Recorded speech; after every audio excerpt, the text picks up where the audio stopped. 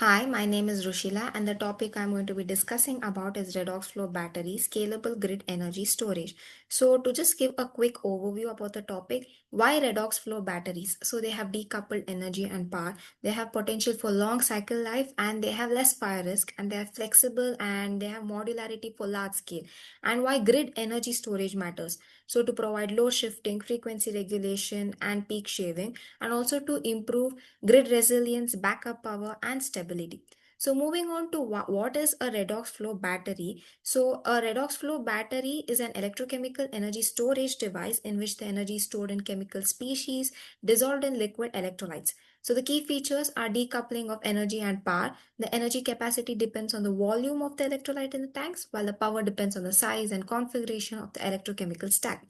Modularity and scalability. So you can scale energy by enlarging tanks and you can scale power by adding more cells. So there's long life cycle life and also relatively low degradation. And another key feature is that use of flowing electrolytes, which also permits easier thermal management and design flexibility.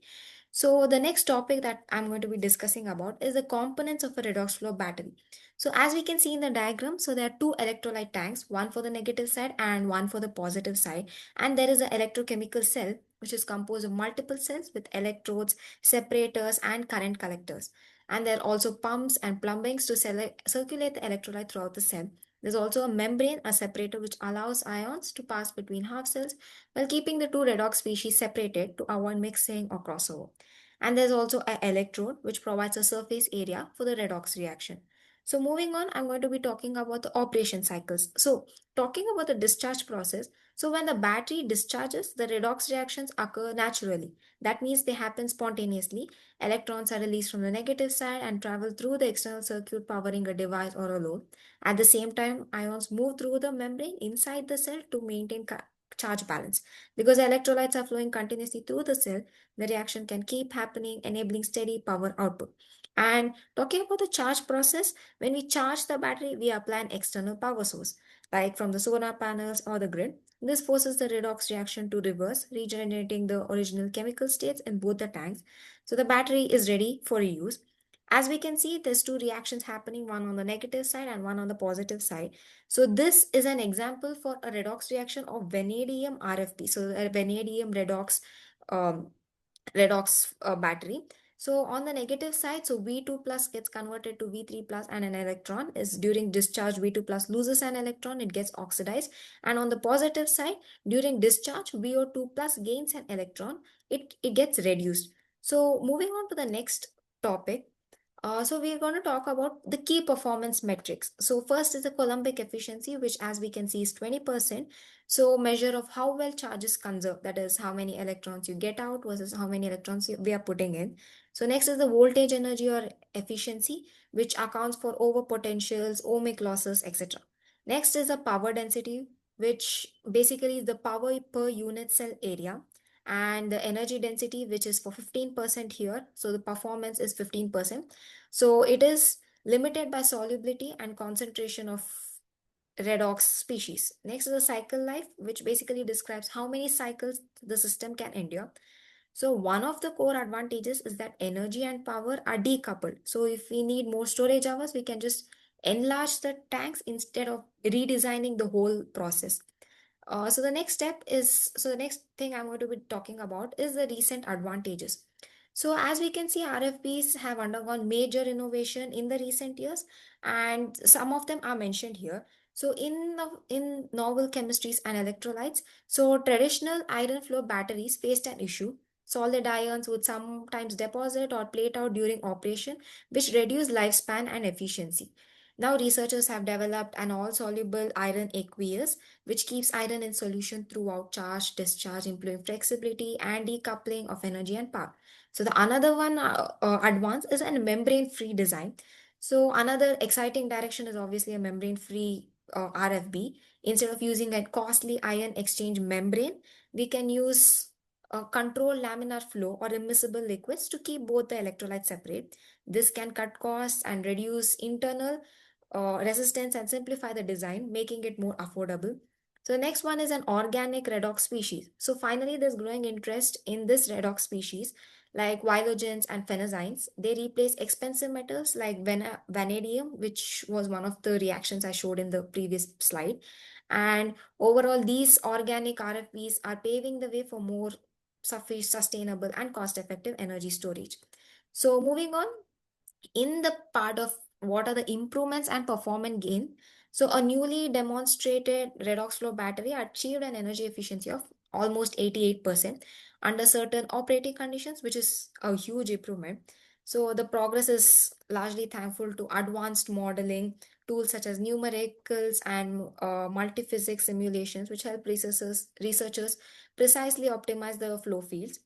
And also, moreover, the use of digital twin models for porous electrodes have been developed, allowing simulation of fluid flow, mass transport, and electrochemical reactions in great detail. So next, if I have to talk in terms of system level cost and application advances, so they're also using low cost materials like affordable membranes and non-precious electrode supports to make it more economical. And also, there's improved stability of electrolytes and reduced capacity fade, and there's also integration, real world integration is growing rapidly. Countries like Australia, Europe, and China are now testing RFPs in many projects like grid balancing, frequency regulation, and energy time shifting. So, moving on, these are some of the real world examples. So, the first one is a vanadium RFP. So, a vanadium RFP is one of the most commercially mature form of flow battery. They're being deployed now in utility scale settings for renewable integration, grid stabilization, time shifting, and peak shaving.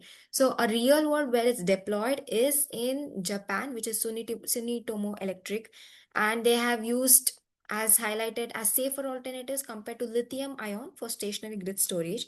And also there's some wind or solar farms are coupling VRFBs. Moving on, another place where VRFBs are used is in Dalian in China.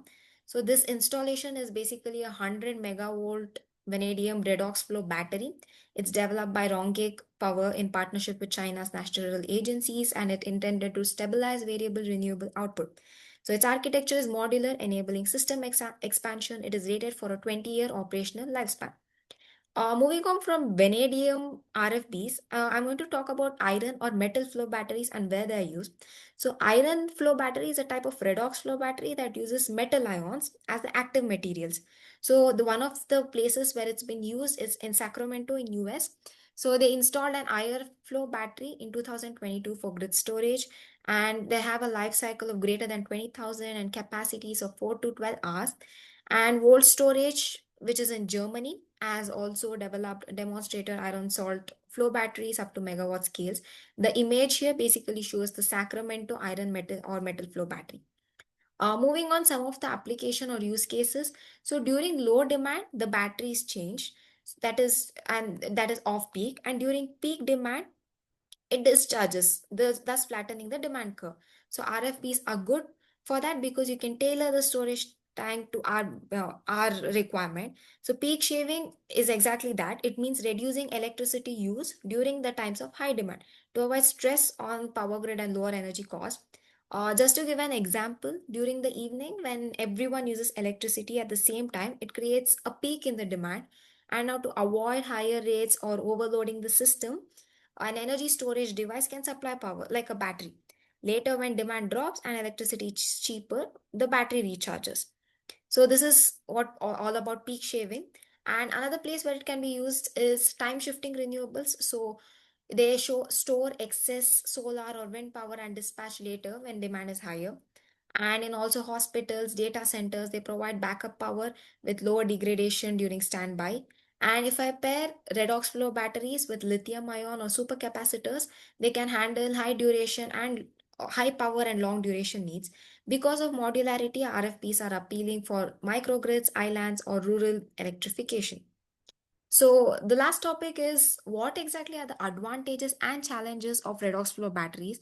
The first one is the scalability or modularity, which was discussed in the first slide. That is, energy and power can be scaled independently, so they're decoupled, and long cycle life or durability. So if the electrolyte and components are stable, the battery can endure many more cycles than many solid electrode batteries.